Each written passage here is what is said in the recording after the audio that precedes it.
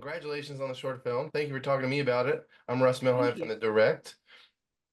My first Hi. question is, there's clearly a love of vampires with this film. So, for you two, what is your connection to vampires and your love of them throughout media? Just as you're growing up and now. We should tell them the story about how we were both meant to be in Dracula. Oh my God, yes. No, I mean, here's the funny thing. People have pointed this out that I had to tone down how much of a vampire I look like for this film because it was a bit on the fucking nose. Um, So we were, well, this is years ago, before we even met. We were both supposed to be in productions of Dracula on stage.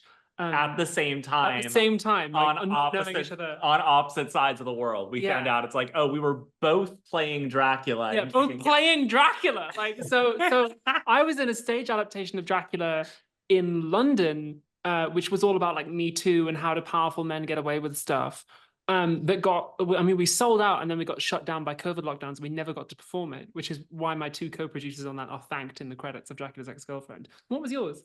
Mine was a newly written stage performance of Dracula, very sort of tied into like sort of um, kind of like the industrial complex and sort of societal sort of interesting explorations of hierarchies, and there's a lot of metaphor and things like that wrapped in that Dracula performance. So, But small black box theater in Sherman Oaks, California. Yeah. So no, yeah. mine was immersive. It was all going to be done in a goth nightclub. But anyway, we both just had vampires on the brain, I guess. We've been trying to be in Dracula for bloody years.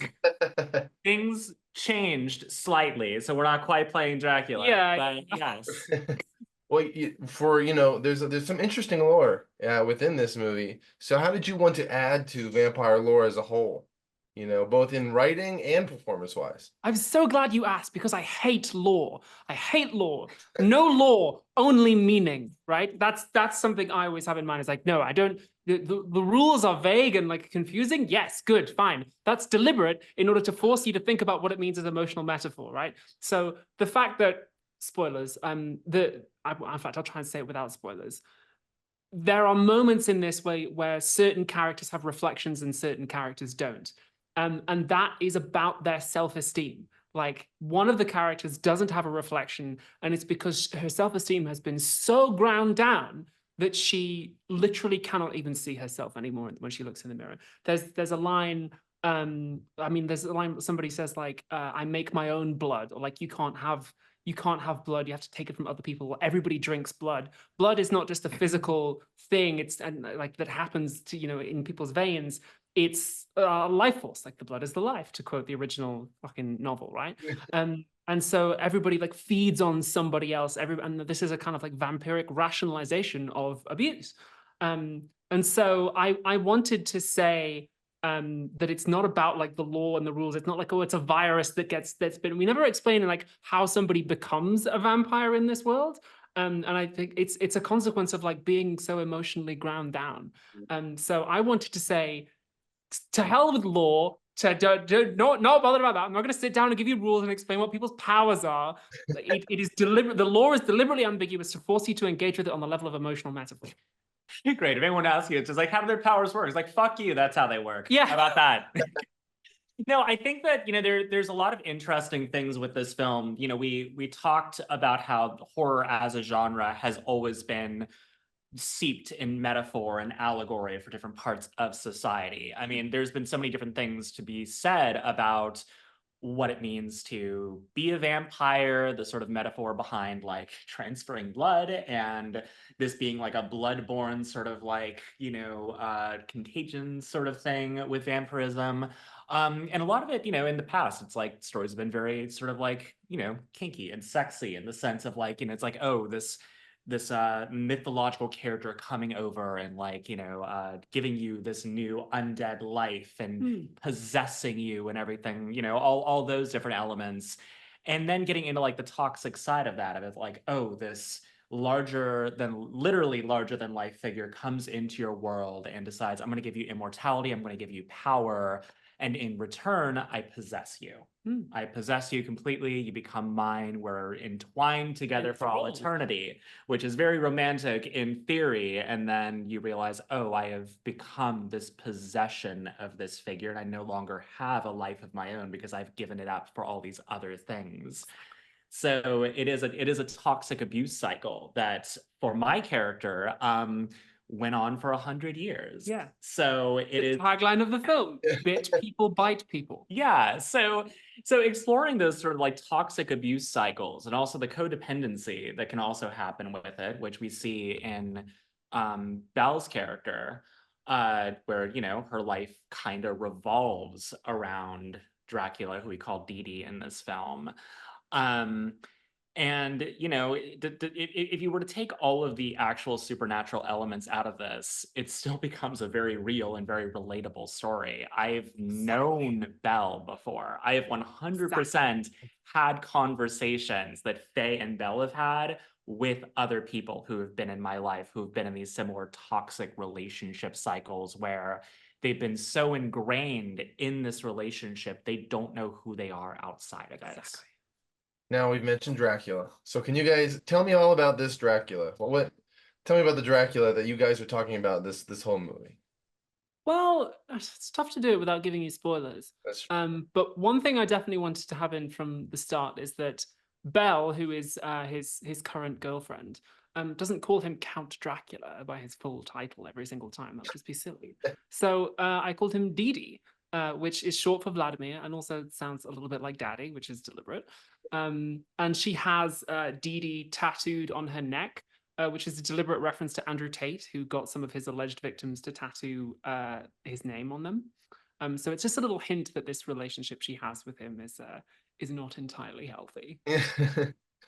Now the movie basically takes place in one location. Can you kind of talk about the struggles of making that a reality? Well, it's easier because you don't have as many locations. That's true. It also, I have to say, it became very easy for us because we rehearsed this film a lot. We really, we got together physically, which was a rare opportunity for us because Abby lives on the other side of the ocean. So we did a lot of Zoom rehearsals. And then once we were together, it really just took us being at a table together to get that full idea. It's just like, this is a film about two women sitting across from a table with each other, being very real and raw. And then once we arrived on set, the dynamic changed because, oh, we're not alone anymore. So this entire conversation is happening at a table, but we also have to keep in mind for our characters that we're having this very intense conversation surrounded by people enjoying dinner.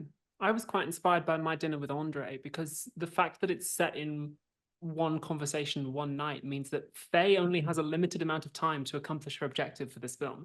It raises the stakes and adds an urgency to it because it's not like they can come back and do this again tomorrow. Like, she needs to convince Belle of what she needs to convince her of now. So I guess it's not really like My Dinner with Andre. It's My Dinner was Andre. Yeah. Now, throughout the film, the lighting, changes sporadically. Can you talk about why that choice was made, and and what motivates it for both of you guys?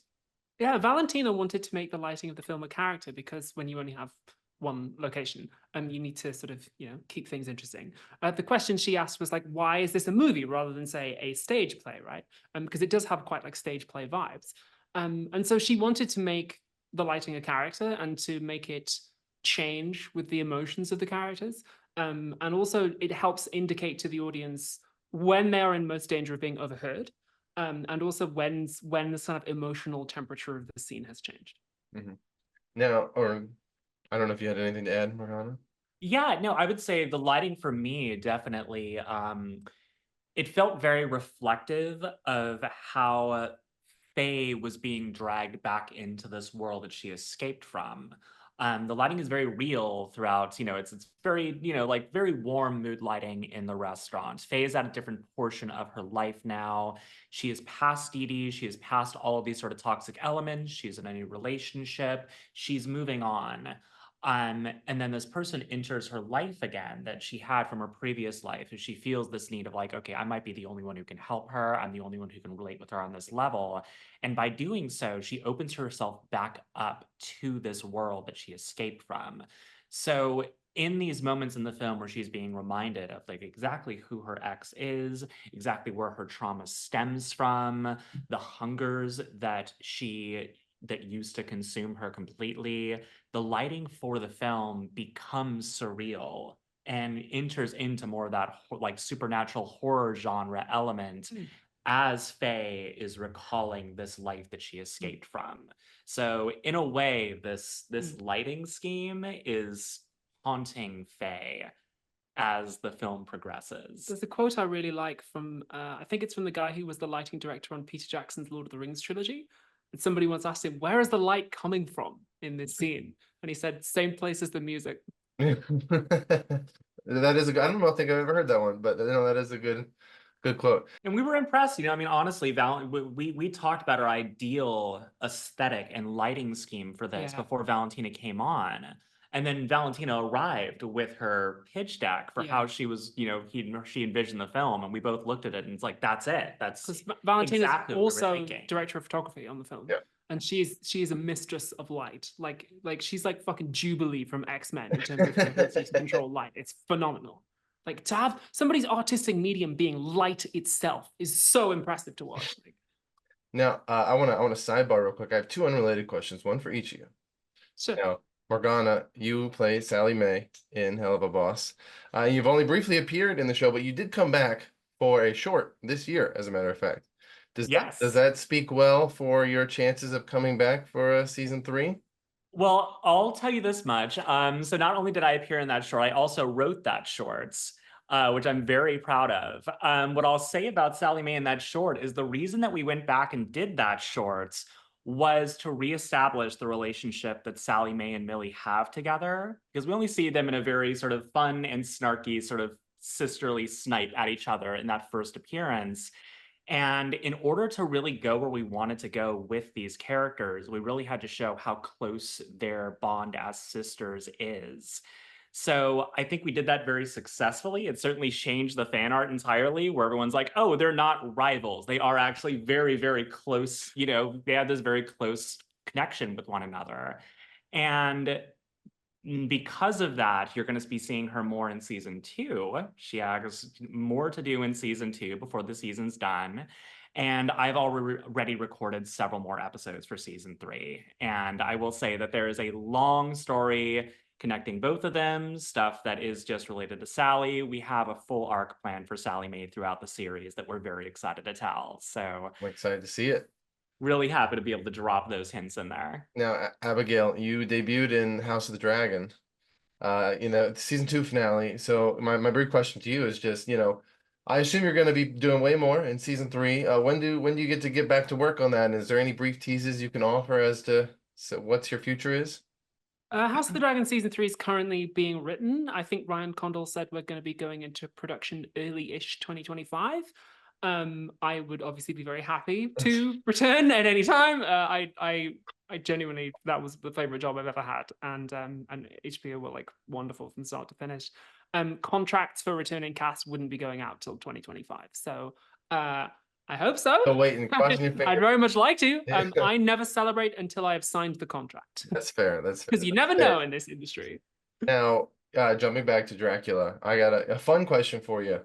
What is your favorite moment? Whether it be on set, off set, what was your favorite moment in the whole production? Without spoiling things. Yeah. That's rough. I mean, look, I have to say that I love hating my friends on film. It is one of my favorite things to do because there's so many comedic moments. Abby and I are like best friends, and in the film really get to have these hilarious sort of like back and forth snipes with each other. Mm-hmm. And I do the same thing with Brandon. Dave, our producer from Nebula on the film, noted that there seemed to be another storyline in the film that wasn't even in the script throughout the movie, that is just the unspoken hatred between my character and Brandon Rogers' character at each other throughout the movie. That it's not even on the page, it's just in the energy between Faye and Alexander, Brandon Rogers' waiter character. And I think like the dynamic between all three of us, it's just there were these unexpected moments when we filmed it because we were very familiar with the, very familiar with the material. We had the rehearsal time. At this point, we just got to play with it and feel it out. And I thought there were so many character moments that happened throughout the film that were unexpected that we finished a scene and we're just like, oh, that was funny. That was a very funny interaction that we just had there that just came about naturally. I think one of my favorite moments is there's a burger that's mentioned in the script, the oak smoked California hickory burger that Faye orders. And when I wrote that, I didn't have an image of it in my head. And so when the oak smoked California hickory burger was brought to the table for the first time, I was suddenly very conscious of the fact that like, oh, our production designer, Vivian, took my words and from that designed a burger and had to think about like, how is this going to look? What's it going to have in it? Like, what angle is it going to be served at? And I was like, oh, wow, what a beautiful moment to write the words oak smoked California hickory burger. And then another human being, like, I mean, it's funny, but also in a serious way, another human being appreciates and takes seriously your artistic vision enough to go and cook a burger and make it. Yeah.